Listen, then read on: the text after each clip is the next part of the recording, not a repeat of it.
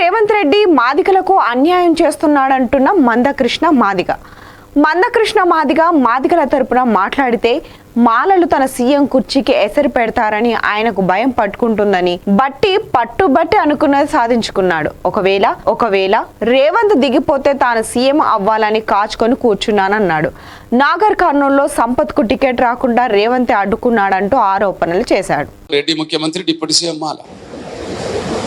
మీరు చూడండి, అదే మల్లు కుటుంబంలో ఇప్పటికే డిప్యూటీ సీఎం మల్లు రవి ఉన్నాడు. మల్లు అనంతరాములకు తమ్ముల్లో మల్లు రవి ఒకరు, మల్లు బట్టి Vikramarka deputy CM. Deputy CM Mallu Ravi ఇప్పటికే క్యాబినెట్ హోదాలో ఉండబడే ఢిల్లీలో తెలంగాణ ప్రభుత్వ అధికార ప్రతినిధి. క్యాబినెట్ ఇవాళ ప్రసాద్ స్పీకర్, క్యాబినెట్ స్పీకర్ మాల. 30 ఏళ్ళుగా కాంగ్రెస్ పార్టీలో సేవ చేసి నా సొంత జిల్లా వాసికి 80% జిల్లా మాదిగలున్న జిల్లా వాసి అయిన సంపత్ కుమార్కు అవకాశం ఇవ్వకుండా ఇచ్చిందంటే అక్కడ మా గాడ్ ఫాదర్ లేకపోవడం వల్లనే.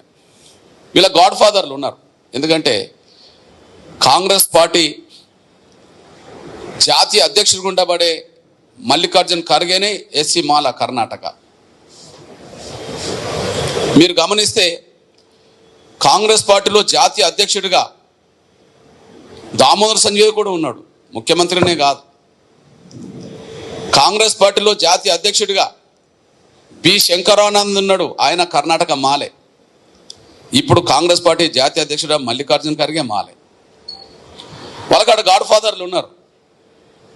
ఇక్కడ జనాభా చూడరు, మా వాళ్ళ సేవలు కూడా చూడరు. నాగర్ కర్నూలులో జనాభా చూస్తే 80% మాదిగలు. కాంగ్రెస్ పార్టీలో జాతీయ కార్యదర్శిగా వాళ్ళే పెట్టుకుంటారు ఒడిగం చేయించుకోవడానికి. సొంత జిల్లా, కానీ ఆయనకు ప్రాధాన్యత లేదు. ఎందుకంటే ఆయనకు ఇప్పించే పలుకుబడి గల నాయకులు మాకు లేరు కదా. ఆడ మొదటి నుండి చూస్తే అక్కడ ఉన్నది ఇప్పుడు అట్లనే ఉండేది. నంబర్ 1 అంటే మల్లు అనంతరాములు పిసిసి అధ్యక్షుడైండు, జి వెంకటస్వామి కూడా పిసిసి అధ్యక్షుడైండు. మల్లు అనంతరాములు ఎంపీ అవుతాడు, ఆయన కూడా ఎంపీ కేంద్ర మంత్రి అవుతాడు. జి వెంకటస్వామి. మల్లు అనంతరం తమ్ములకు ఉన్నంత విలువ మాదిగ కులానికే లేదు కదా. మల్లు అనంతరాము తమ్ములకు ఉన్నంత విలువ మాదిగ కులానికే లేదు కదా. ఎంత అన్యాయం.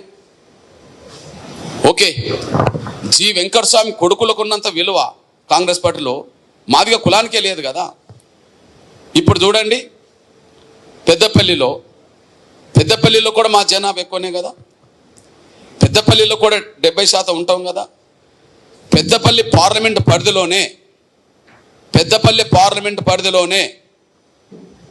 చెన్నూరు వస్తుంది, బెల్లంపల్లి వస్తుంది.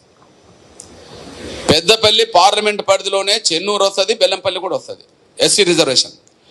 బెల్లంపల్లి నుంచి వెంకటస్వామి గారు పెద్ద కొడుకే కదా G Vinod MLA. Peddapalli parliament పరిధిలోని అసెంబ్లీ నియోజకవర్గాలు ఉన్న కాడ బెల్లంపల్లిలో జి వినోద్ ఉన్నాడు ఎమ్మెల్యే. జి వినోద్ తమ్ముడు అనబడుతున్న వివేకు చెన్నూరు నుంచి ఎమ్మెల్యే ఉన్నాడు. వినోద్ ఎమ్మెల్యేగా ఉన్నాడు, అదే పరిధిలో వివేక్ ఎమ్మెల్యే ఉన్నాడు. ఇద్దరు అన్నదమ్ములు. ఇక్కడ ఇద్దరు అన్నదమ్ములు కదా.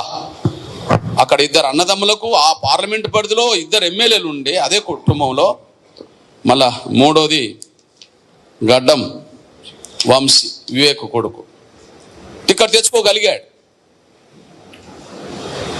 ఇది ఎంత అన్యాయం. తెలంగాణలో ఉండబడే మాదిగలు ఆలోచించుకోవాలా.